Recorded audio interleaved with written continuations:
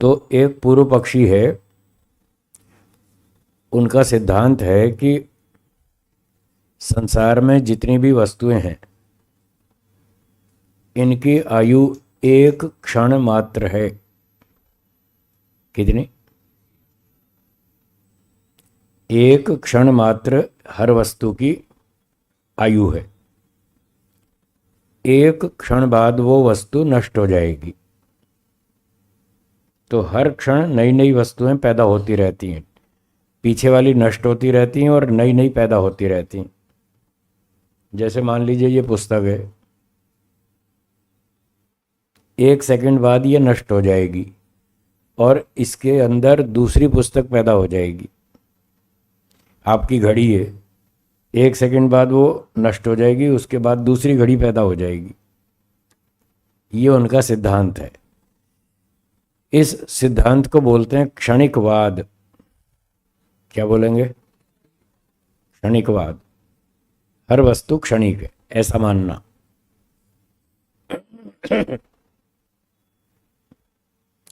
ये विचार उनका क्यों बना? शायद ऐसे बना होगा, हमारे शरीर में हर क्षण सेल्स टूटते रहते हैं, हाँ या ना? टूटते हैं ना, और नए नए सेल बनते रहते हैं। हम भोजन खाते हैं, उससे एनर्जी मिलती है, उससे नए नए सेल्स बनते हैं शरीर के। और जो हम काम करते हैं, कुछ शक्ति खर्च होती है, तो उससे हमारे सेल्स टूटते रहते हैं। तो ये हर क्षण कार्य चलता रहता है। पुराने सेल्स टूटते हैं और नए सेल्स बनते हैं। तो प्राणी शरीर में तो ठीक है, ये प्रत्यक्ष भी है, अनुमानित भी है, प्रमाणों से सिद्ध है। लेकिन इन जड़ पदार्थों में ऐसा नहीं है। पुस्तक में, टेबल में, कुर्सी में, कार में, स्कूटर में, जूते में, चप्पल में, इन वस्तुओं में ऐसा नहीं है। इन वस्तुओं में एटम होते हैं और एटम के अंदर इलेक्ट्रॉन घूमते रहते हैं, यहां तक ठीक है। पर ऐसा नहीं है कि वो वस्तु एक क्षण में नष्ट हो जाए और अगले क्षण में नई पैदा हो जाए, ऐसा नहीं है।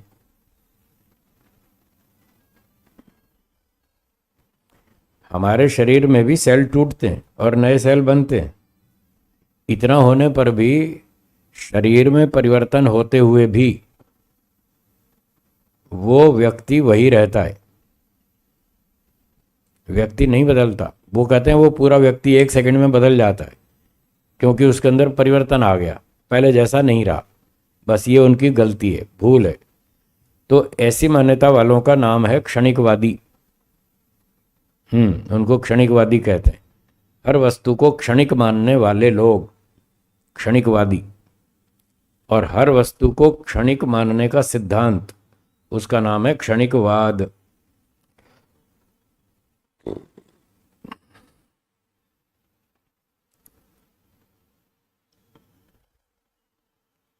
सिद्धांत पक्ष ये है कि शरीर में परिवर्तन होता है, उसके बाद भी व्यक्ति वही रहता है, वो एक सेकंड में बदलता नहीं है। शरीर तो भी 7 वर्षों में जाके बदलता है, ये आज के मेडिकल साइंस का कहना है। 7 वर्ष में हमारे शरीर के सारे सेल्स बदल जाते हैं, पीछे वाले नष्ट हो जाते हैं और नए बनते रहते हैं। तो 7 वर्ष में सारे सेल नए हो जाते हैं, हो जाए कोई बात नहीं, उसके बाद भी व्यक्ति वही रहता है। सारे सेल्स बदलने के बाद भी वो व्यक्ति वही रहता है। जिसके बेटे की उम्र 15 साल हो, तो 2 बार उसके बेटे के शरीर के सेल चेंज हो चुके हैं, तो उसका बेटा फिर भी वही है। बेटा छूट थोड़ी गया है। कोई 35 साल का है, कोई 40 साल का है, तो उसके शरीर में कई बार परिवर्तन हो चुका, फिर भी व्यक्ति वही है। बाप बेटे का रिश्ता वही है, वो नहीं बदला। इसका मतलब व्यक्ति वही है, व्यक्ति नहीं बदला। शरीर के सेल्स बदल गए, ठीक है, कोई बात नहीं, वो तो सृष्टि का नियम है, ईश्वर की व्यवस्था है, ऐसा होता रहता है। ठीक है। अगर एक क्षण में वस्तु बदल जाए, व्यक्ति बदल जाए, तो हमारा व्यवहार खत्म हो जाएगा, नष्ट हो जाएगा। सुबह एक व्यक्ति घर से चलेगा ऑफिस जाने के लिए, सुबह 9 बजे घर से निकलेगा, शाम को 6 बजे कहाँ पहुँचेगा? वो तो खत्म हो गया। उसको तो याद ही नहीं रहेगा मेरा घर कहाँ है, मैं कौन हूँ, कुछ भी याद नहीं रहेगा। तो घर वापस कैसे आएगा?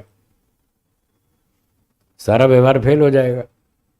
एक व्यापारी ने किसी को पैसे उधार दिए 2 महीने के लिए, 2 महीने बाद ना लेने वाला रहा ना देने वाला तो आपका धंधा ही फेल हो जाएगा। कौन किससे उधार मांगेगा और कौन किसको चुकाएगा? सब व्यवहार नष्ट हो जाएगा। इसलिए ये मान्यता गलत है, अव्यावहारिक है। जो मान्यता व्यवहार में फेल हो जाती है, व्यवहार के विरुद्ध होती है, वो मान्यता झूठ है, ऐसा समझना चाहिए। जो व्यवहार में सत्य सिद्ध होती है, जिससे हमारा व्यवहार ठीक चलता है, वही मान्यता सही है, उसको हमें स्वीकार करना चाहिए। और वो वेद की मान्यता है। जो सही मान्यता है, व्यवहारिक है, वो वेद की मान्यता है। बाकी तो कल्पनाएं हैं, ये सारी कल्पनाएं हैं। तो एक क्षणिकवादी व्यक्ति ने, जो ये मानता था कि हर वस्तु क्षणिक है, एक एक क्षण में नष्ट हो जाती है, उससे पूछा, अच्छा ये बताइए आत्मा का बंधन क्यों हुआ? आत्मा का बंधन क्यों हुआ, क्या कारण है? वो क्षणिकवादी व्यक्ति ये कहता है कि आत्मा का जो अनादिकाल से विषयों के प्रति राग है, आसक्ति है, ये बंधन का कारण है। तो सिद्धांती ने उसका खंडन किया। उसने कहा ये बात तुम तो कह ही नहीं सकते, तुम्हारे यहाँ ना तो आत्मा अनादि है, न वो वस्तु अनादि है, राग न राग अनादि है, वो तो हर क्षण में तो खत्म हो जाता है। तुम्हारा तो सिद्धांत के विरुद्ध बोल रहे हो। तुम्हारे यहाँ तो हर वस्तु क्षणिक है, इसलिए तुम तो ये बात कह ही नहीं सकते कि आत्मा भी अनादि है, और वो दाल सब्जी रोटी मिठाई भी अनादि है, मकान मोटर गाड़ी भी अनादि है, और आत्मा को इन चीज़ों से जो आसक्ति है, अटैचमेंट है, वो अनादि है। वो अनादि अटैचमेंट इसके बंधन का कारण है। तो सिद्धांति ने कहा ये वाक्य तुम तो बोल ही नहीं सकते, तुम तो अनादि मानते ही नहीं, तुम तो क्षणिक मानते हो। बात समझ में आई? बस इस बात को इस सूत्र में कहा है जो मैंने अब बताई आपको। अब सूत्र देखिए दोबारा, न को बाद में जोड़ेंगे। अनादि विषय उपराग निमित्तो अपि, जो अनादि काल से विषयों के प्रति, रूप रस गंध आदि जो विषय हैं, फल फूल मिठाई मकान मोटर गाड़ी सोना चांदी पुत्र परिवार, इन विषयों के प्रति जो अनादि काल से राग चला आ रहा है, वो भी अस्य, इस जीवात्मा के बंधन का कारण शुरू में न लिखा है, नहीं हो सकता। वो भी बंधन का कारण नहीं हो सकता जो तुम अनादिकाल से बता रहे हो। तुम्हारे यहाँ तो अनादिकाल सिद्ध ही नहीं हो रहा, हर चीज क्षणिक है, आत्मा भी क्षणिक है, उनके यहाँ तो बंधन भी क्षणिक है, मुक्ति भी क्षणिक है। तो तुम्हें मेहनत करने की जरूरत क्या है? 1 सेकंड बाद तो बंधन अपने आप ही नष्ट हो जाएगा, क्योंकि वो क्षणिक है। जब बंधन हटेगा तो मुक्ति हो ही जाएगी, फिर क्यों इतनी मेहनत कर रहे हो? मेहनत करना ही व्यर्थ है। तो इस प्रकार से अनेक दोष आते हैं।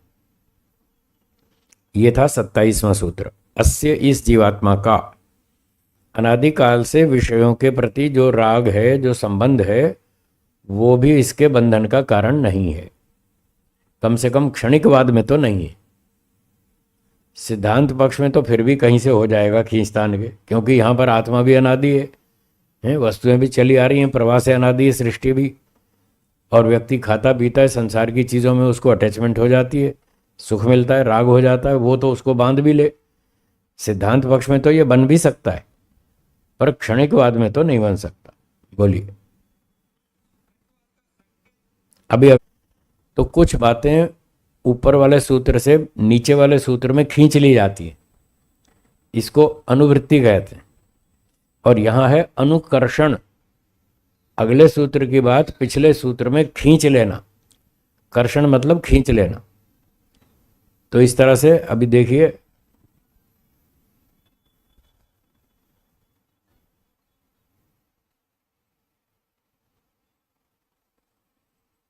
उनतीस 30 31,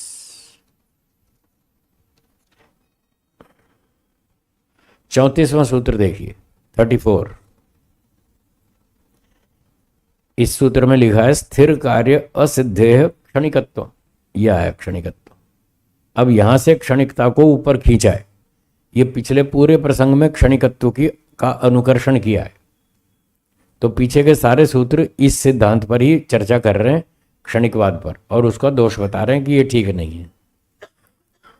चलिए अब पढ़ते हैं हम आगे। 27वां हो गया, 28वां बोलिए। न बाह्य आभ्यंतरयोः उपरंज्य उपरंजक भावोऽपि देश व्यवधानात् सृग्नस्थ पाटलिपुत्रस्थ योरिव।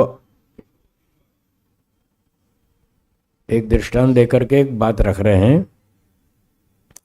इस सूत्र में एक आगे अंत में शब्द है सृग्नस्थ, ठीक है। ये एक सिटी का नाम है, नगर का नाम है सृग्न, और ये आजकल की भाषा में जिसको बोलते हैं आगरा, क्या बोलते हैं, आगरा, उसका पुराना नाम है सृग्न। सृग्न आगरा का नाम है, और स्थ माने स्थित, सृग्नस्थ आगरा में स्थित। और अगला नगर का दूसरा नाम है पाटलिपुत्र।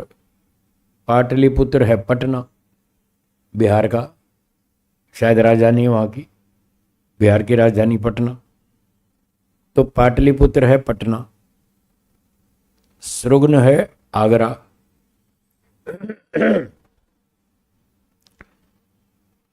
आपने वो पेंट करने वाले देखे हैं, दीवार को जो कलर लगाते हैं, पेंट करते हैं, तो दो चीज़ हुई, एक दीवार और एक पेंट। तो कह रहे हैं दीवार तो है आगरा में और पेंट रखा है पटना में। इतनी दूर से वो पेंट आगरा वाली दीवार को रंग देगा? नहीं रंग सकता ना, स्थान की बहुत दूरी है। अगर दीवार को रंगना हो तो पेंट उस दीवार के आसपास होना चाहिए, ताकि हाथ भी जाए दीवार तक और ब्रश भी चले तो उसको पेंट कर देंगे। यदि दीवार हो आगरा में और पेंट हो पटना में तो इतनी दूरी से वो उसको नहीं रंग पाएगा। ये उदाहरण है। जैसे पटना में रखा हुआ पेंट आगरा में खड़ी हुई दीवार को इतनी दूरी से नहीं रंग सकता, इसी प्रकार से ये उदाहरण देकर आगे कहते हैं, इसी प्रकार से बाह्य आभ्यंतरयोः, जो विषय है मिठाई, जो हमको बांध लेती है मिठाई आदि आदि, रूप रस गंध कोई भी विषय हो, तो मिठाई तो रखी है हलवाई की दुकान में, और जो व्यक्ति है खड़ा सड़क पर, आत्मा तो शरीर में है ना, और मिठाई है दुकान पर। उस आत्मा में और मिठाई में 15 फुट का अंतर है, 15 फुट दूर है मिठाई। जब आगरा में खड़ी हुई दीवार को पटना का पेंट नहीं रंग सकता दूरी के कारण, तो वो जो मिठाई है वो 15 फुट दूर है आत्मा से, इतनी दूर से कैसे उसको झपट लेगी, कैसे रंग लेगी? इसलिए नहीं रंग सकती। अर्थात वो मिठाई का जो राग है वो आत्मा को नहीं लपेट सकता, वो नहीं बांध सकता, ये सिद्धांति कह रहा है। ठीक है, सूत्र के शब्दों को देखिए। बाह्य आभ्यंतरयोः, बाह्य और अंदर वाली वस्तुओं में, बाहर वाली वस्तु मिठाई, अंदर वाली वस्तु आत्मा, शरीर के अंदर वो आत्मा, और मिठाई उससे व्यक्ति से 15 फुट दूर है। तो बाहर और अंदर वाली वस्तुओं में दूरी के कारण उपरंजक भावो अपि न, उपरंज्य जिसको रंगा जाएगा, क्या बोला वहां उदाहरण में, किसको रंगा जाएगा? दीवार को। तो दीवार है उपरंज्य और दूसरा है उपरंजक, रंगने वाला। वो कौन है? पेंट। पेंट दीवार को रंगेगा, और यहाँ मिठाई आत्मा को बांधेगी, उसको अपने रंग में रंग देगी। आसक्ति उत्पन्न कर देगी और वो बंध जाएगा। तो सिद्धांती कह रहे हैं कि जैसे दूर रखा हुआ पेंट दीवार को नहीं रंग सकता, ऐसे 15 फुट दूर रखी मिठाई आत्मा को नहीं रंग सकती, नहीं बांध सकती, उसके बंधन का कारण नहीं बन सकती। उनमें ये उपरंज उपरंजक भाव संबंध नहीं बनेगा। बोलिए, ठीक है? हाँ,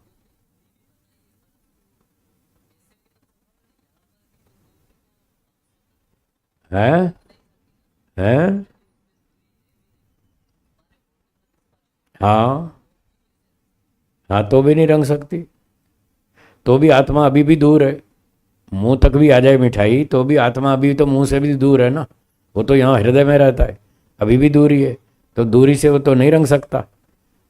और जो व्यवहार का उदाहरण है वो ये है कि मिठाई शोकेस में रखी है हलवाई के, और व्यक्ति सड़क पे खड़ा है, तो उसमें 15 फुट की दूरी तो है ही, तो इतनी दूर से वो आत्मा का बंधन का कारण नहीं बन सकती, क्योंकि आत्मा शरीर के अंदर है और मिठाई बाहर है, दूर है वो। ये देश व्यवधानात, स्थान का व्यवधान होने से, स्थान की दूरी होने के कारण वो नहीं बांध सकती। जैसे दीवार, स्थान की दूरी होने से पेंट दीवार को नहीं रंग सकता। ये सिद्धांती ने उसका खंडन किया।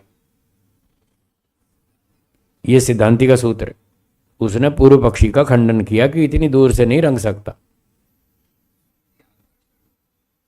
हाँ, वो आकर्षण तो हमने पहले खा रखा है, उसका संस्कार बना हुआ है, वो संस्कार आत्मा में है और मन में है, मन और आत्मा स्थिर हैं। तो जो व्यक्ति स्थिर मानता है वस्तु को, उसके पक्ष में तो ये बात बनेगी, और जो क्षणिक मानता है उसके पक्ष में कहाँ संस्कार और कौन आत्मा और कौन मन, कुछ टिकता ही नहीं। क्षणिकवाद में ये सारा दोष चल रहा है। बताया था ना, ये 6-7 सूत्रों में सब क्षणिकवाद के सिद्धांत के आधार पर सारी आपत्ति उठाई जा रही। तो क्षणिकवाद में ये व्यवस्था नहीं बन सकती। एक तो वस्तु ही क्षणिक है, वो टिकती नहीं। दूसरा, इतनी दूरी के कारण वो उसको बांध नहीं सकती। जैसे दूरी के कारण पेंट दीवार को नहीं रंग सकता, पास पास हो तो रंग सकता है। अब ये सिद्धांती ने कहा कि दूरी के कारण ये नहीं हो पाएगा। देखते हैं अब आगे क्या उत्तर देता है पूर्व पक्षी। बोलिए, अगला सूत्र 29। द्वयोः एक देश लब्ध उपरागात न व्यवस्था।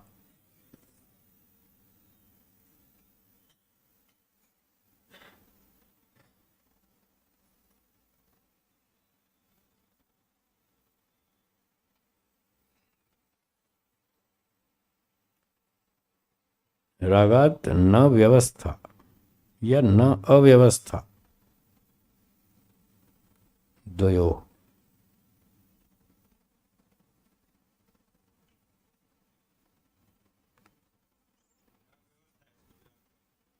न व्यवस्था, चलो मुझे तो लगता है न अव्यवस्था होना चाहिए।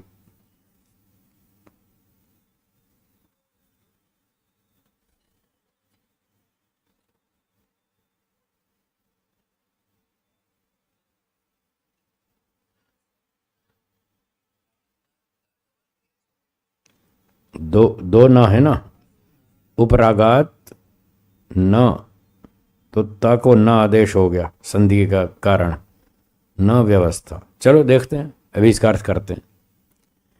तो ये कह रहे हैं द्वयोः, दोनों वस्तुओं का, दो वस्तु, एक तो आत्मा और दूसरी वस्तु मिठाई जो बांधने वाली है, विषय। तो आत्मा और विषय ये दोनों एक देश लब्ध उपरागात। जब सिद्धांती ने कहा कि आत्मा तो शरीर के अंदर है और मिठाई 15 फुट दूर है, बाहर है, तो इतनी दूरी से वो कैसे बांधेगी मिठाई आत्मा को? तो पूर्व पक्षी ने उसका समाधान किया कि नहीं नहीं, आत्मा सिर्फ अंदर ही नहीं है, बाहर भी है, वो सर्वव्यापक है। ये पलटी मारी उसने, पूर्व पक्षी ने अपनी बात को पलट के ये कहा कि आत्मा तो सर्वव्यापक है, शरीर से बाहर भी है, अंदर भी है, सब जगह है। जब बाहर भी है आत्मा, तो 15 फुट की दूरी नहीं रही। जहां मिठाई है आत्मा वहां भी है, तो दोनों पास पास हैं। इसलिए कह रहे हैं एक देश लब्ध उपरागात, दोनों का संबंध एक देश में हो जाएगा। जहाँ मिठाई रखी है वहीं आत्मा है, दोनों का संबंध हो जाएगा। और जब संबंध हो जाएगा तो जैसे पास पास हो पेंट और दीवार, तो दीवार को पेंट रंग देगा, पास पास हो तो आत्मा और मिठाई पास पास है, इसलिए मिठाई आत्मा को रंग देगी और उसको बांध लेगी। इसलिए विषयों का जो उपराग है, जो बंधन है, वो बंधन का कारण बन जाएगा, ऐसा बन जाएगा। तो द्वयोः एक देश लब्धोपरागात न व्यवस्था। ये सूत्र तो पूर्व पक्षी का दिख रहा है? ये सूत्रकार सिद्धांति कह रहा है। अच्छा अच्छा,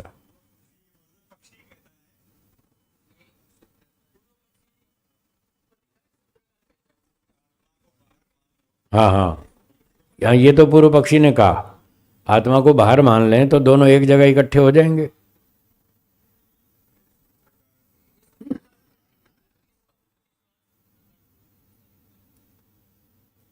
चलो ठीक है, अब समझ में आया। इसका अर्थ यूं बनेगा कि पूर्व पक्षी तो ये मान रहा है आत्मा व्यापक है, और व्यापक होने से वो जो दूरी वाला आक्षेप आपने लगाया वो नहीं बनता। आत्मा में और मिठाई में दूरी नहीं है, दोनों पास पास हैं, आत्मा व्यापक है। जहाँ मिठाई है वहाँ भी आत्मा है, तो दोनों इकट्ठे हो गए तो उसके कारण से वो बांध लेगा। मिठाई का जो राग है वो आत्मा को बांध लेगा। तो सिद्धांति कहता है यदि आप ऐसा कहें कि मिठाई और आत्मा दोनों पास पास होने से मिठाई आत्मा को बांध लेगी, इतना होने पर भी अब सिद्धांति खंडन कर रहा है, न व्यवस्था। आपके क्षणिकवाद में ये बंधन और मुक्ति की व्यवस्था ठीक नहीं बन पाएगी। अब क्यों नहीं बन पाएगी? अब क्या बाधक है? तो बाधक ये है, यहां ये कहना चाहते हैं जब आत्मा सर्वव्यापक है, ऐसा मान लिया पूर्व पक्षी के मतानुसार, तो एक आत्मा व्यापक है या सारी आत्माएं व्यापक है? सारी। तो जब सारी आत्माएं व्यापक हो गई तो मिठाई जो है वो किस आत्मा को बांधेगी और किसको नहीं बांधेगी, ये व्यवस्था नहीं बनेगी ना। संसार में हम देख रहे हैं कोई रागी है कोई वैरागी है, अगर पास पास होने से बांधेगी तो वैरागियों को भी बांध लेगी, फिर किसी का मोक्ष नहीं हो पाएगा। तो ये फिर भी अव्यवस्था रहेगी। मुक्ति बंधन की क्षणिकवाद में कोई व्यवस्था ठीक से नहीं बन पाएगी। इस तरह से सिद्धांति ने पूर्व पक्षी का खंडन किया, ऐसा कह रहे हैं। अच्छा, अब देखिए इस आक्षेप का उत्तर देता है पूर्व पक्षी अगले सूत्र में, 30वां सूत्र। ये पूर्व पक्षी की तरफ से है। बोलिए, अदृष्टवशात चेत यदि पूर्व पक्षी ऐसा उत्तर दे सिद्धांति के इस कथन पर, यदि पूर्व पक्षी आगे ऐसा कहे कि अदृष्टवशात, अदृष्ट कहते हैं जो हमारे पूर्व संचित कर्म है उसका नाम है अदृष्ट। अदृष्ट इसलिए कहते हैं क्योंकि वो दिखता नहीं। आपके कर्म कितने हैं खाते में दिखते हैं क्या? ना आपको दिखते ना हमें दिखते, किसी को भी नहीं दिखते, इसलिए उसका नाम है अदृष्ट। एक व्यक्ति ने कर्म किया, कर्म समाप्त हो गया, जब वो कर्म कर रहा था तब तो दिख रहा था। मान लो यज्ञ कर रहा है कोई, तो वो भी देख रहा है और 4 लोग और बैठे हैं वो भी देख रहे हैं, हाँ भाई यज्ञ हो रहा है। जिस समय यज्ञ चल रहा है उस समय तो ठीक है, वो दिख रहा है, यज्ञ पूरा हो गया, पूर्णाहुति हो गई, सर्वम वही पूर्णम स्वाहा, यज्ञ खत्म हो गया। अब वो जो दिख रहा था कर्म वो तो खत्म हो गया, और फल अभी उसका मिला नहीं यज्ञ का, वो आगे मिलेगा। स्वर्ग कामो यजेत, वो स्वर्ग के रूप में अभी अगले जन्म में फल देगा। तो इन दोनों के बीच में फिर क्या हुआ, उस कर्म का क्या हुआ? क्या वो कर्म समाप्त हो गया? तो यहाँ पर ऋषियों ने बताया कि वो समाप्त नहीं हुआ, जो क्रियमाण कर्म था वो समाप्त हुआ। जो हम कर रहे थे यज्ञ, पूर्णाहुति हुई और यज्ञ समाप्त हो गया। ये तो क्रियमाण कर्म तो ठीक है, खत्म हो गया, पर फल अभी मिलेगा 50 साल के बाद। तो क्रियमाण की कर्म की समाप्ति से लेकर जब तक उसका फल न मिल जाए, उन दोनों के बीच का जो समय है, उस समय में वो कर्म संचित हो जाएगा, जमा होगा, हमारे खाते में जमा हो जाएगा।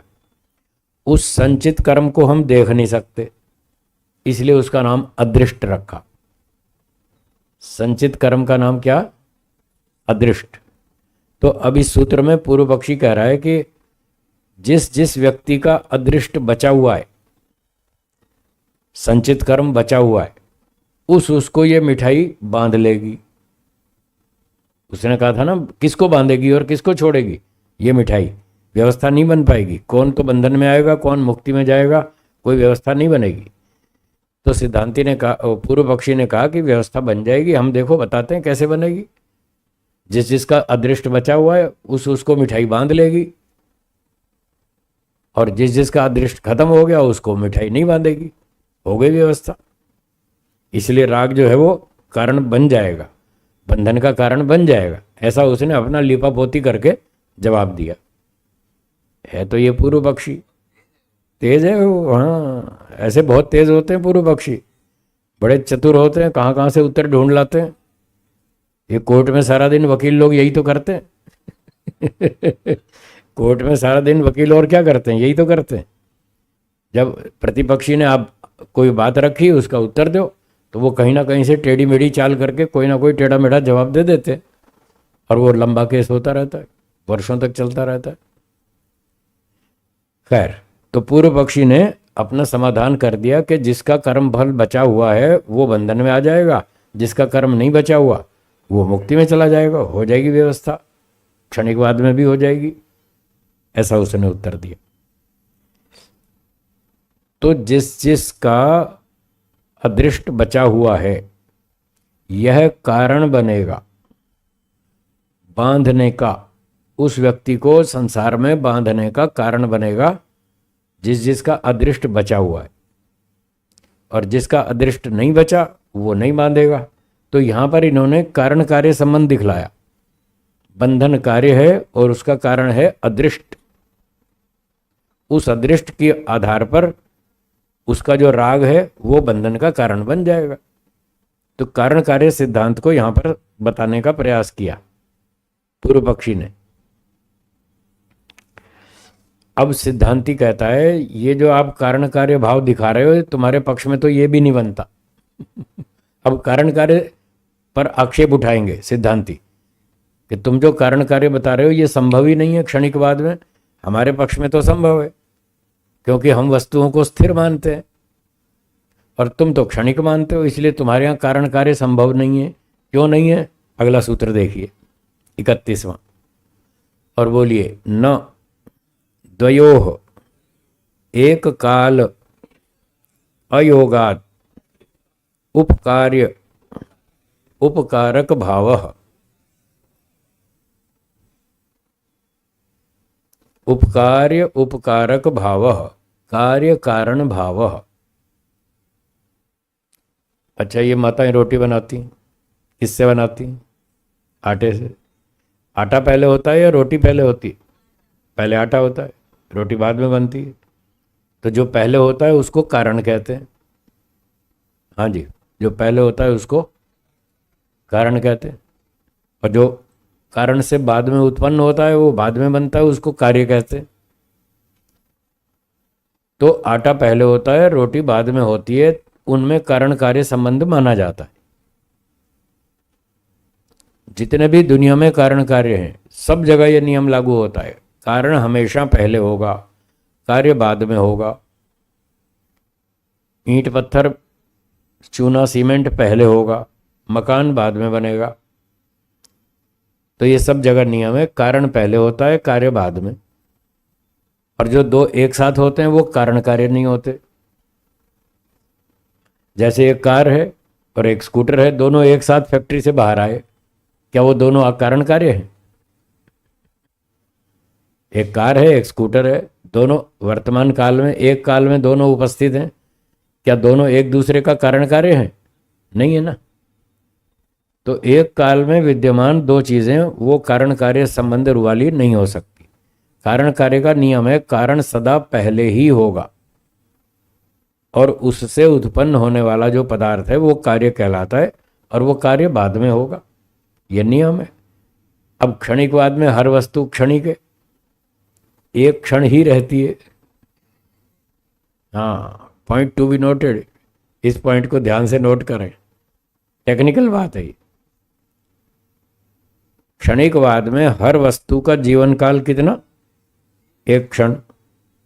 तो एक क्षण में यदि कारण होगा तो उस क्षण में कार्य नहीं होगा, कार्य तो बाद में आएगा।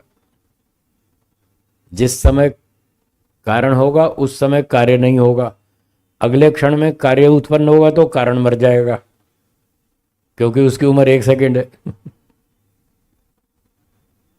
हाँ जी प्रफुल्ल जी, बात पकड़ में आई? पकड़ में आई? 1 सेकंड तक ही वस्तु को रहना है। पहले सेकंड में कारण विद्यमान है, कार्य एब्सेंट है। दूसरे सेकंड में कार्य तो बना, कारण मर गया। तो क्या एक समय में एक वस्तु के विद्यमान होने पर उसका रिलेशन बन सकता है? रिलेशन तब होता है जब दोनों जिंदा हो। एक मर जाए दूसरा जिंदा हो तो बाप बेटे का रिश्ता नहीं कहलाता। दोनों जिंदा हो एक साथ 1 सेकंड में, तब बाप बेटा बनेंगे, तब रिश्ता कहलाएगा। तो एक क्षण में दोनों उपस्थित हो नहीं सकते, कारण और कार्य। एक क्षण में दोनों इकट्ठे उपस्थित होते नहीं, इसलिए क्षणिकवाद में कारण कार्य संबंध पॉसिबल ही नहीं है, संभव ही नहीं। और तुम कह रहे हो कि ये जिसका अदृष्ट बचा होगा उसका राग कारण बन जाएगा बंधन का, ये गलत है, असंभव है, झूठ बात। ये सिद्धांति ने कहा। कुछ बात पकड़ में आ गई? आ गई तो अब सूत्रीय शब्द देखिए। द्वयोः एक काल अयोगात, दोनों का एक काल में संबंध न होने से। दो कौन? कारण और कार्य। कारण और कार्य दोनों 1 सेकंड में उपस्थित नहीं होते, कभी भी नहीं होते, कहीं भी नहीं होते। इसलिए उन दोनों में उपकार्य उपकारक भाव न, उनमें कार्य कारण संबंध बनेगा ही नहीं। इसलिए आपका कथन झूठ है। आपके क्षणिकवाद में बंधन मुक्ति की कोई व्यवस्था नहीं बनेगी, यह सिद्धांत पक्ष का कहना है। बोलिए, समझ में आया? हाँ, आज भी है। हाँ, ये जो बौद्ध संप्रदाय है, बौद्ध संप्रदाय, इसके अंदर बहुत सारी शाखाएं हैं। उन शाखाओं में एक शाखा वाले क्षणिकवाद को मानते हैं, आज भी जिंदा है वो व्यवहार तो हमारे इसी सिद्धांत पे चलता है। व्यवहार तो हमारे से ही चलेगा, क्योंकि व्यवहारिक सिद्धांत तो वेद का है। वो खाली मान्यता है, बस ऐसा मानते हैं। जैसे वो लोग कहते हैं अहम ब्रह्मास्मि, मैं ब्रह्म हूं, खाली मानते ही तो है। क्या वो वास्तव में ब्रह्म है? नहीं है ना। अव्यवहारिक सिद्धांत है, इसलिए झूठ है। जो अव्यवहारिक सिद्धांत है वो झूठ है, उस पर आप जी नहीं सकते। जीने के लिए तो सिद्धांत व्यवहारिक चाहिए, सही होना चाहिए, सच्चा होना चाहिए। वो सारे सच्चे सिद्धांत आपको वेद में मिलेंगे और ऋषियों के पुस्तक में मिलेंगे। बाकी तो बहुत सारी बातें काल्पनिक है, ये सब काल्पनिक है। हम ब्रह्मास्मि, ये भी काल्पनिक है। सैकड़ों सैकड़ों सिद्धांत है, और आज सारे संप्रदायों को देखें तो 3-4 हजार हो जाएंगे, हजारों की संख्या में। ये सब बिना सिर पैर की बातें कर रहे हैं, सब काल्पनिक बातों पर चल रहे हैं। बस अपनी अपनी दुकान खोल रखी है, अपनी दुकान चला रहे हैं, व्यापार है। अब जनता को तो पता नहीं, उसने कोई दर्शन पढ़ा नहीं, वेद पढ़ा नहीं, और इतनी बुद्धि का स्तर भी नहीं है कि वो खोजबीन कर लें, जांच कर लें कि ये सिद्धांत ठीक है, ये गलत है। इतनी योग्यता तो है नहीं जी। हम्म हम्म हम्म स्वीकार किया। अगर उनको हराने के लिए स्वीकार किया तो कुछ अच्छा है। महर्षि दयानंद जी ने लिखा है, यदि उन्होंने जैनियों को हराने के लिए ये सिद्धांत स्वीकार किया तो कुछ अच्छा है, पूरा अच्छा नहीं है। और यदि उनका अपना ही सिद्धांत यही था, वास्तविक अपनी मान्यता यही थी, तो बोले फिर अच्छा नहीं है, क्योंकि ये झूठ है, क्योंकि ये झूठ है। अहम ब्रह्मास्मि, मैं ब्रह्म हूं। एक दिन मैंने बताया था ना, एक अहम ब्रह्मास्मि वाला सन्यासी मंच पर खड़ा होकर प्रवचन दे रहा था, लोगों को बता रहा था अहम ब्रह्मास्मि, मैं ब्रह्म हूं। तो श्रोताओं में एक और सन्यासी बैठा था मेरे जैसा, उसने सुना, अरे ये वक्ता सन्यासी कह रहा है अहम ब्रह्मास्मि, मैं ब्रह्म हूं। तो श्रोता सन्यासी उठकर आया मंच पर और आकर के उसको ऐसे उसने जकड़ लिया, ऐसे पकड़ लिया है, पंजाबी में कहते हैं जफ्फी मार ली।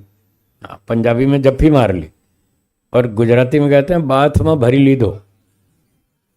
संजय भाई ऐसे ही बोलते हैं ना, बाथ में भरी ली दो। ऐसे उसको पकड़ लिया, बोला अरे अरे। वक्ता सन्यासी ने कहा भाई मुझे छोड़ो, तुमने मुझे क्यों पकड़ लिया? बोला नहीं छोड़ूंगा।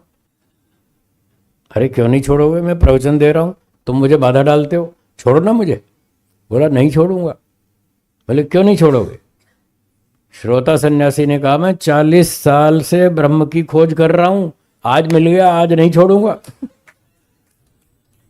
आज नहीं छोड़ूंगा। तो जब वो फंस गया बेचारा वक्ता सन्यासी, ये तो इसने तो मुझे पकड़ लिया, छोड़ता ही नहीं। तो उसने कहा बाबा मैं ब्रह्म नहीं हूं, तू मेरा पीछा छोड़, मैं ब्रह्म नहीं हूं। तब उसको छुड़वाना पड़ा जैसे तैसे। अभी ठिकाने 10 सेकंड में दिमाग ठीक हो गया कि मैं, तू मेरा पीछा छोड़, मैं ब्रह्म नहीं हूं। तो ब्रह्म तो सारी दुनिया को बनाता है, चलाता है, सबका हिसाब रखता है, कर्मों का ठीक न्याय से फल देता है। ये है ब्रह्म के काम, उसकी योग्यता तो इतनी है। और तुम एक मक्खी की टांग नहीं बना सकते, कहते मैं ब्रह्म हूं। ब्रह्म तो लाखों करोड़ों प्राणियों की रचना करता है शरीर की, और आप एक मक्खी नहीं बना सकते, फिर कहते हैं मैं ब्रह्म हूं। कहाँ के ब्रह्म? तो इसलिए सब झूठ है। ऐसी बहुत सारी, ये क्षणिकवाद भी झूठ है। तो बौद्धिक, जो बौद्ध संप्रदाय वाले हैं उनकी एक शाखा है जिसका नाम है क्षणिकवाद। एक और दूसरी शाखा है, उसका नाम है शून्यवाद। हाँ शून्यवाद, वो भी एक कल्पना है, इसी इसी बौद्ध संप्रदाय में चलती है। एक और है विज्ञानवाद। ये सब बातें आने वाली हैं थोड़ी देर में, इसी प्रसंग में आने वाली हैं। तो हो सकता है कपिल मुनि जी के समय पर ये सब मान्यताएं चलती होंगी, थोड़ी थोड़ी नीचे नीचे चलती रहती हैं बातें। तो उन्होंने देखा ये तो सब गलत पढ़ा रहे हैं लोगों को, न तो शून्यवाद ठीक है, न विज्ञानवाद ठीक है, न क्षणिकवाद, ये सारे गलत हैं। तो उन्होंने एक एक करके सबका खंडन कर दिया, ये सब झूठ है। प्रमाण से और तर्क से, प्रमाण से और तर्क से बात करना यही न्याय है। तो ऋषियों ने जहां भी कभी भी कुछ भी बोला, प्रमाण से और तर्क से बोला, इसलिए उनकी बातें सच्ची होती हैं, प्रामाणिक होती हैं, वो टिक जाती हैं। तो यहां पर सिद्धांति ने कहा कि दो चीज, कारण कार्य हमेशा आगे पीछे होते हैं, एक साथ कभी उपस्थित नहीं होते।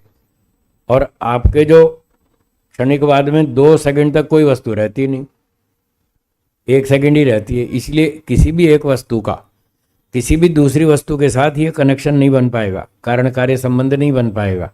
तब बनेगा जब 2 सेकंड तक कोई चीज रहे, वो तुम मानते नहीं। 2 सेकंड तक कोई वस्तु टिके ऐसा तुम मानते नहीं। और 2 सेकंड के माने बिना कारण कार्य संबंध बन नहीं सकता। आटा पहले होता है, रोटी बाद में बनती है। ईंट पत्थर चूना पहले होता है, मकान बाद में बनता है, दोनों एक साथ नहीं होते।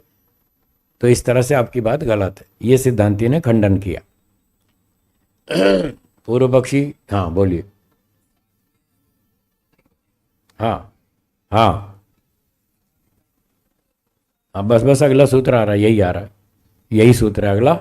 सूत्र देखिए कौन सा है, 32वां। हाँ, उसमें पूर्व पक्षी यही चालाकी कर रहा है। ये पूर्व पक्षी की बात।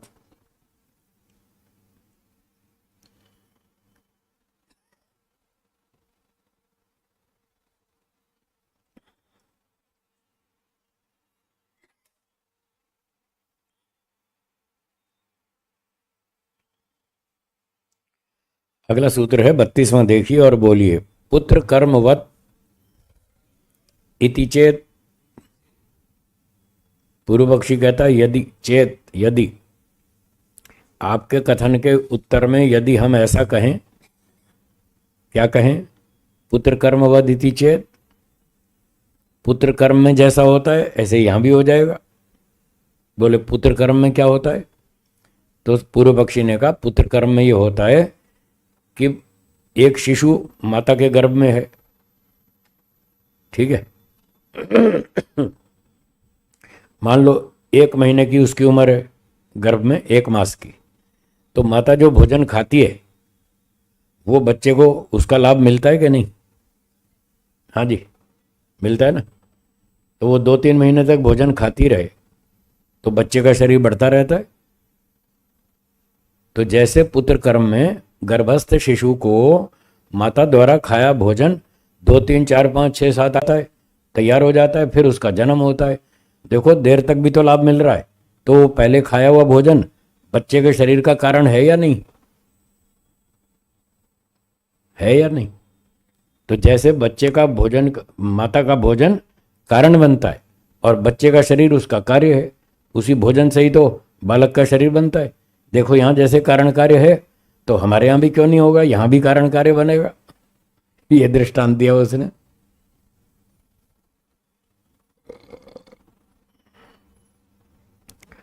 तो सिद्धांती ने पकड़ लिया। सिद्धांती तो बहुत सूक्ष्म बुद्धि वाले हैं, वो तो ऋषि हैं, सूक्ष्म दृष्टा हैं, छोटी छोटी गहरी बात को भी पकड़ लेते हैं। तो उन्होंने अगला सूत्र देखिए सिद्धांती का, बोलिए। नास्ति ही तत्र स्थिर एक आत्मा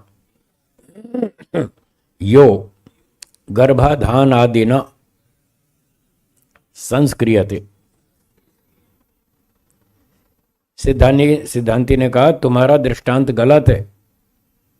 ये जो दृष्टांत तुमने प्रस्तुत किया बच्चे के शरीर वाला, ये तुम्हारे पक्ष की पुष्टि नहीं करता, ये तो हमारे पक्ष का दृष्टांत है। उल्टा दृष्टांत दे रहे हो।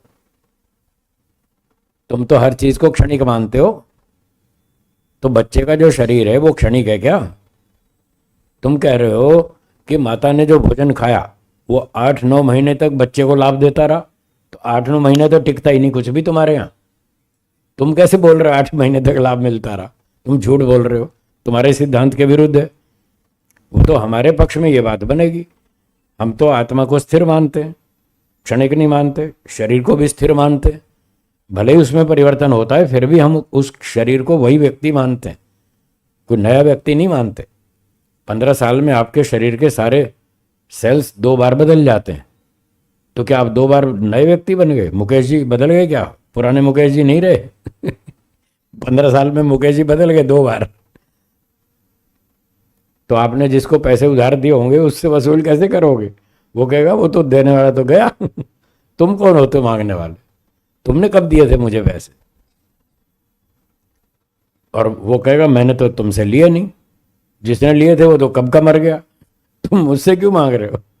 उससे मांगो जिसको दिए थे। तो 15 साल क्या 50 साल में भी व्यक्ति वही रहता है। और 50 साल बाद भी वो ये कहता है, महसूस भी करता है और बोलता भी है, आज मेरी उम्र 55 वर्ष है, ऐसा बोलता है। आज से 50 साल पहले मैं 5 साल का बच्चा था, मैं ही था। कहां बदला मैं?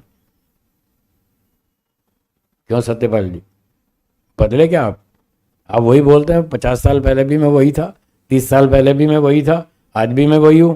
कहां बदल गया? नहीं बदला मैं। इसलिए क्षणिक मानना झूठ है, ये गलत है। तो सिद्धांती ये मानता है कि आत्मा स्थिर है, शरीर भी स्थिर है, भले ही उसमें थोड़ा थोड़ा परिवर्तन है, उसके बाद भी वो शरीर वही का वही है, व्यक्ति वही का वही है, स्कूटर कार वही का वही है। आपने 3 महीना पहले कार खरीदी और नीचे लॉक करके आ गए यहाँ सत्संग सुनने, फिर जब नीचे उतरेंगे तो कोई दूसरा आपकी कार पे कब्जा कर लेगा। वो कहेगा तुम कौन?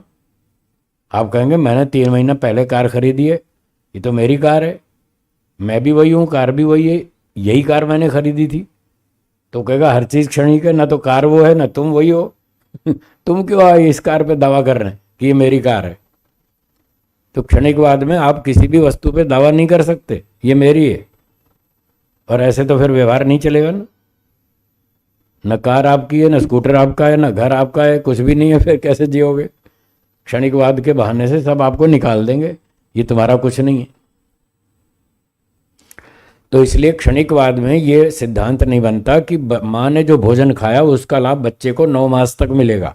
ये बात क्षणिकवादी तो नहीं कह सकता। उसके यहाँ 9 महीने तक कोई वस्तु टिकती नहीं, एक क्षण के बाद खत्म हो जाती है। तो ये तो सिद्धांत पक्ष में टिकती है। सिद्धांती कहेगा हाँ हमारे यहाँ तो एक आत्मा स्थिर है और उसका शरीर भी स्थिर है, वो शरीर बन रहा है, अंडर कंस्ट्रक्शन है, और माता जो भोजन खाती है उससे उस बालक का शरीर बनता है और उसको लाभ मिलता है, महीनों तक मिलता है। हम ये बात कह सकते हैं क्योंकि हम उन चीज़ों को स्थिर मानते हैं। तुम नहीं कह सकते, तुम्हारे यहाँ तो हर वस्तु क्षणिक है। अब सूत्र देखिए, न का मतलब आपकी बात ठीक नहीं है, सिद्धांती बोल रहा है पूर्व पक्षी को। आपने जो बच्चे का दृष्टांत दिया वो दृष्टांत आपका गलत है, वो ठीक नहीं है। अस्ति ही तत्र स्थिर एक आत्मा। वैदिक सिद्धांत के अनुसार सत्य ये है कि वहां जो दृष्टांत आपने दिया बच्चे का, वहां एक स्थिर आत्मा है जिसको वो भोजन का लाभ मिलता है महीनों तक, और बड़े व्यक्ति को भी मिलता है। बड़ा व्यक्ति भी व्यायाम करता है, भोजन खाता है, 2 साल में बलवान हो जाता है। उसने 2 साल भोजन खाया, 2 साल बाद देखो उसका लाभ दिख रहा है। उस खाए हुए भोजन से ही तो बलवान हो गया ना। इसलिए बड़े व्यक्ति में भी आत्मा स्थिर है, शरीर भी स्थिर है, बच्चे में भी आत्मा स्थिर है, शरीर भी स्थिर है। जहाँ स्थिरता का सिद्धांत है वहाँ ये बात लागू होती है कि पहले खाया हुआ भोजन बाद में उसको बलवान बनाता है, पुष्ट बनाता है। इसलिए तत्र अस्ति ही स्थिर एक आत्मा। इस बच्चे वाले दृष्टांत में एक स्थिर आत्मा है। यो गर्भाधान आदि न संस्क्रियते, जो गर्भाधान आदि क्रियाओं से और भोजन के खाने से बलवान बनता है, उसका संस्कार होता है, उसको भोजन से लाभ मिलता है, वहाँ तो स्थिर एक आत्मा है। आप तो अपनी बात के विरुद्ध बोल रहे हैं, आपको समझ ही नहीं आ रहा, आप अपनी बात का स्वयं खंडन कर रहे हैं। न्याय दर्शन में इसको निग्रस्थान कहते हैं। का उत्तर गलत है। हाँ जी ठीक है, समझ में आ गया। इसलिए क्षणिकवाद गलत है, वो ठीक नहीं है, अव्यावहारिक है। अब 34वां सूत्र आया जिसमें यह सिद्धांत को स्पष्टतः बताया जा रहा है। 34वां सूत्र बोलिए, स्थिर कार्य असिद्धेय क्षणिकत्वम।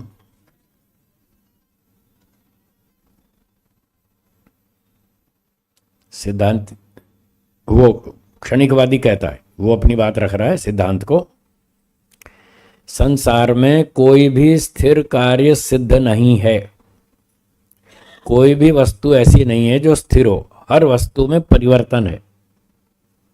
जड़ वस्तुओं में भी इलेक्ट्रॉन घूमते रहते हैं, वो भी स्थिर नहीं है। और प्राणियों में तो सेल्स बनते टूटते रहते हैं, वो भी सिद्ध है। तो स्थिर तो कोई वस्तु है ही नहीं, हर वस्तु में परिवर्तन है, इसलिए हर वस्तु क्षणिक है। ये पूर्व पक्ष हुआ। यहाँ आके इसने क्षणिकत्व साफ कह दिया। अब बोलिए लालचंद जी, क्लियर है ना? हाँ, ये क्षणिकवाद की बात है।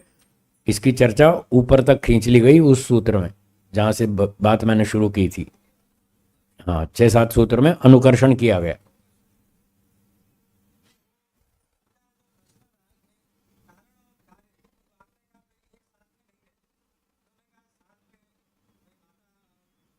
हाँ देखिए, माता जो भोजन खा रही है उसके रस रक्त धातुएं सब बन रही हैं, और उस रस से बच्चे का शरीर बन रहा है और उसको लाभ मिल रहा है। तो भोजन कारण है और बच्चे का शरीर कार्य है, ऐसा वो पूर्व पक्षी ने कहा। ठीक है, तो यदि वो इन दोनों में कारण कार्य संबंध मानता है कि माँ ने भोजन खाया और उसका लाभ बच्चे के शरीर को मिला, तो भोजन कारण बना और बच्चे का शरीर कार्य बना, तो ये तब तो हो सकता है जब भोजन खाया हो और वो टिका रहे, 6-8 महीने तक टिका रहे, तब तो वो कारण बन जाएगा। लेकिन क्षणिकवाद में तो अगले ही क्षण खत्म हो जाता है, अगले क्षण वो टिकता ही नहीं, तो कारण कैसे बना? जो वस्तु मर गई, खत्म हो गई, वो कारण कैसे बनेगी? कारण बनने के लिए जिंदा तो होनी चाहिए, विद्यमान तो होनी चाहिए, कार्य भी और कारण भी। जैसे ये मकान है, उदाहरण के लिए इस मकान में ईंट पत्थर कारण है, ठीक है, और मकान कार्य है। तो ईंट पत्थर और मकान दोनों इस समय उपस्थित हैं और ये स्थिर हैं, ये स्थिर हैं, इसलिए हम इनमें कारण कार्य संबंध स्वीकार कर रहे हैं। दोनों स्थिर हैं। यदि ये क्षणिक होते तो जिस क्षण में ईंट पत्थर था उस क्षण में मकान नहीं था, क्योंकि मकान तो बाद में बनेगा, और जब मकान बना तब तक ईंट पत्थर वो खत्म हो गया, कारण नहीं रहा। तो कारण कार्य संबंध कैसे बनेगा? एक क्षण से अधिक तो वो टिकता नहीं। इसलिए क्षणिकवाद में कभी भी, कहीं भी, किसी भी उदाहरण में कारण कार्य संबंध सिद्ध नहीं हो सकता, ये सिद्धांति का कहना है। वो तभी हो सकता है जब वस्तु स्थिर हो, तब बन सकता है। जैसे हम तो स्थिर मानते हैं, तो हमारे यहाँ कारण कार्य है, आटे से रोटी बनी, लकड़ी से कुर्सी बनी, लोहे से फर्नीचर बना, अलमारी बनी। हमारे यहाँ तो स्थिर वस्तुएं हैं, इसलिए हमारे यहाँ कारण कार्य बनता है, उनके यहाँ नहीं बनता, ये कह रहे हैं। है जी, हाँ, स्थिर होनी चाहिए, कुछ देर तक टिकनी चाहिए, तब उनमें कारण कार्य संबंध माना जा सकता है। और हम मानते हैं, सभी लोग मानते हैं। वो अलग चीज है, वो ऐसा नहीं कह रहे, फल का भरोसा नहीं कह रहे, वो कह रहे हैं वस्तु खत्म है, अगले क्षण में खत्म है। हम ये फल का भरोसा नहीं, ये तो हम भी कह रहे हैं, पर हम ये नहीं कह रहे कि अगले क्षण में वो नष्ट हो गई है, हम ये नहीं कह रहे। हम ये कह रहे हैं वो लंबी चल सकती है और नष्ट भी हो सकती है, दोनों पॉसिबिलिटीज हैं। वो तो कह रहे हैं नष्ट ही हो गई, बस खत्म। इसलिए उनकी बात में और हमारी बात में फर्क है, अंतर है। हम वो नहीं कह रहे जो वो कह रहे।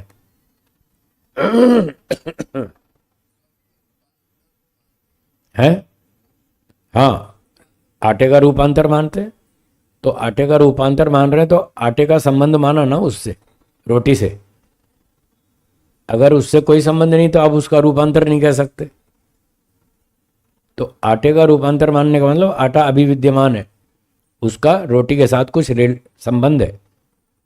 इस तरह से कारण कार्य संबंध बनेगा स्थिर वस्तुओं में, क्षणिक में नहीं बनेगा। अभी यही चर्चा आगे चल रही, आगे और देखते हैं। सूत्र 39, नहीं 35। तो जब सिद्धांत पूर्व पक्षी ने कहा क्षणिकत्व, स्थिर कार्य असिद्ध क्षणिकत्व, कोई भी वस्तु हमें स्थिर नहीं दिख रही, इसलिए हर वस्तु क्षणिक है, ऐसा पूर्व पक्षी ने कहा। तो सिद्धांति ने कहा कि न, बोलिए सूत्र 35, न प्रत्यभिज्ञा, ये चप्पल है, ये मेरी है, आप तभी तो पहचान रहे हो उसको जब वो चप्पल जूते भी स्थिर हैं। अगर वो क्षणिक होते तो आप कैसे पहचानते? वो तो कब के खत्म हो गए, किसको पहचान रहे मेरे? तो यहां पर सिद्धांति कह रहे हैं प्रत्यभिज्ञा बाधात, यदि हर वस्तु को क्षणिक मानेंगे तो पहचान वाली जो बात है ये खत्म हो जाएगी। व्यवहार में पहचान ही पॉसिबल नहीं होगी। ये मेरा भाई है, ये मेरा पत्नी है, ये मेरा पति है, ये मेरा पिताजी है, ये मेरी माता जी हैं, कैसे पहचानोगे आप अगर क्षणिक होंगे? तो आप पहचानते हैं या नहीं? अपने माता पिता को पहचानते हैं या नहीं? तो वो भी टिके और आप भी टिके हुए, दोनों स्थिर हैं, इसलिए पहचानते हैं। और इसी पहचान पे व्यवहार खड़ा है। अगर पहचान खत्म हो जाए तो आप कौन सी गाड़ी में बैठेंगे, कौन सी कार में बैठेंगे घर जाने के लिए? अगर पहचान खत्म हो जाए तो सारा व्यवहार फेल हो जाएगा। पर हमारा व्यवहार ठीक चल रहा है, हम अपनी ही कार में बैठते हैं जो हमने खरीदी थी, चाहे वो 2 साल पहले खरीदी हो या 5 साल पहले, हम उसको पहचानते हैं। पहचानते हैं तो मतलब वस्तु स्थिर है, हम भी स्थिर हैं, वस्तु भी स्थिर है, दोनों स्थिर हैं, तभी हम उसको पहचान रहे हैं, ये मेरी गाड़ी है। बोलिए, समझ में आया? हाँ, और कोई शंका हो तो बताइए।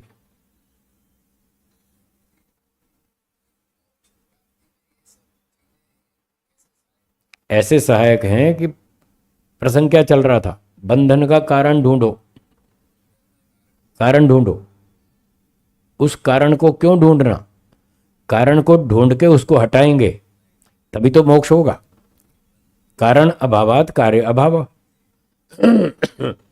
तो बंधन को हटाएंगे तब मोक्ष होगा। अब बंधन का कारण ढूंढना पड़ेगा, कारण को ढूंढे बिना उसको हटा नहीं सकते, तो ये कारण की खोज कर रहे हैं। तो क्षणिकवादी ने कहा हमारे सिद्धांत में तो कारण ये है बंधन का। सिद्धांति ने कहा तुम्हारे यहाँ कारण बनता ही नहीं। तुम ये बात नहीं बोल सकते, हम बोल सकते, तुम नहीं बोल सकते। तुम्हारे यहाँ तो कारण कार्य संबंध ही सिद्ध नहीं हो रहा, इसलिए तुम मत बोलो, कम से कम ये बंधन का कारण है, तुम मत बोलो। ये सारी बातें इस तरह से लागू हो रही, इसलिए समझना पड़ेगा। कोई भी कुछ भी कह देगा, बहका देगा आपको, तो उसके बहकाए में न आए, सच्चाई को समझ सकें, झूठ से बच सकें, इसलिए उस झूठ को भी समझना है। झूठ से बचने के लिए आपको झूठ को समझना है कि ये झूठ है। अगर आपको झूठ की पहचान नहीं है तो आप झूठ को सच मान लेंगे और उसके लपेटे में फंस जाएंगे। इसलिए इस पर कसरत करनी पड़ती है। दिमागी कसरत इसलिए करनी पड़ती है, कभी हम गलत जगह ना फंस जाए। है अविद्या दूर करनी है, हाँ कर रहे हैं ना। हाँ तो अविद्या आपने पकड़ ली ना कि बंधन का कारण अविद्या है, तभी तो दूर कर रहे हैं। अगर आपको पता ही नहीं होता बंधन का कारण क्या है तो आप किसको दूर करते? आप किसको दूर करेंगे? और कुछ भी दूर करने से आपका मोक्ष नहीं होगा। मोक्ष तब होगा जब बंधन का कारण ढूंढेंगे और उस कारण को दूर करेंगे। जब पता चल जाएगा कि यही बंधन का कारण है, इसको हटाओ, तब बंधन हटेगा, तभी मोक्ष होगा। इसलिए कारण ढूंढना जरूरी है। एक व्यक्ति रोगी हो गया, पहुंचा डॉक्टर साहब के पास कि डॉक्टर साहब मैं बीमार हो गया हूं। तो डॉक्टर साहब ढूंढेंगे इसको क्या बीमारी है, पहले तो बीमारी ढूंढेंगे, इसको रोग क्या है, फिर इस रोग का कारण ढूंढेंगे किस वजह से बीमार हुआ। कफ बढ़ने से बीमार हुआ, पित्त बढ़ने से हुआ, या वात बढ़ने से हुआ, इसका कारण क्या है, वो कारण को ढूंढते हैं। जब कारण पकड़ में आ जाए फिर उस कारण का इलाज करते हैं, उस कारण को दूर करते हैं, व्यक्ति स्वस्थ हो जाता है। तो ये चिकित्सा शास्त्र और अध्यात्म शास्त्र दोनों एक जैसे हैं, दोनों सेम है। जैसे वहाँ शरीर की चिकित्सा होती है, यहाँ आत्मा और मन की चिकित्सा होती है, ये भी चिकित्सा जैसा ही है। तो वही नियम यहाँ भी लागू होता है कि वहाँ रोग का कारण ढूंढते हैं, यहाँ बंधन का कारण ढूंढते हैं। वहाँ रोग के कारण को दूर करते हैं, यहाँ बंधन के कारण को दूर करते हैं। बस इतनी बात है। स्टाइल दोनों का एक जैसा है। हाँ ये थोड़ा अलग टाइप का रोग है, वो अलग टाइप का है। हाँ बड़ा भी है, सही बात है। शरीर का रोग तो 50 70 100 साल में निपट जाता है। ये बीमारी तो करोड़ों साल चलती है। अविद्या की बीमारी तो करोड़ों साल, कितने जन्मों जन्म तक चलती है। इसलिए इसको जानना बहुत ज़रूरी है। ये भारी कारण है और यही हमारी समस्या का सबसे मूल कारण है। हाँ जी।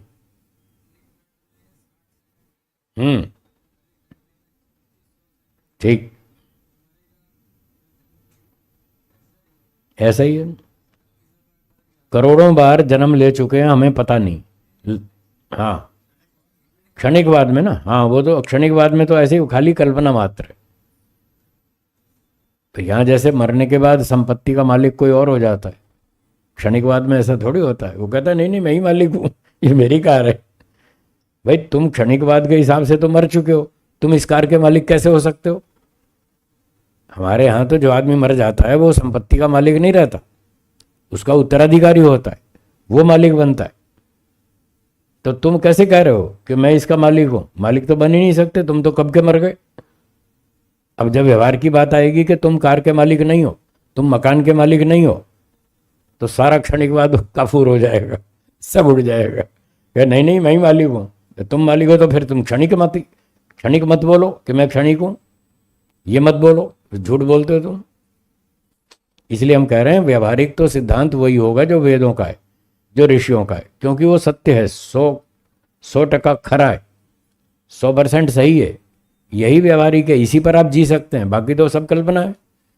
उन कल्पनाओं में न फंस जाएं, इसलिए ये सारी मेहनत की जा रही है कि इन कल्पनाओं को समझो, ये गलत है। खड्डे से बचना हो तो खड्डे का पता होना चाहिए, कहाँ खड्डा है, तभी तो बच पाएंगे, नहीं तो खड्डे में गिर जाएंगे।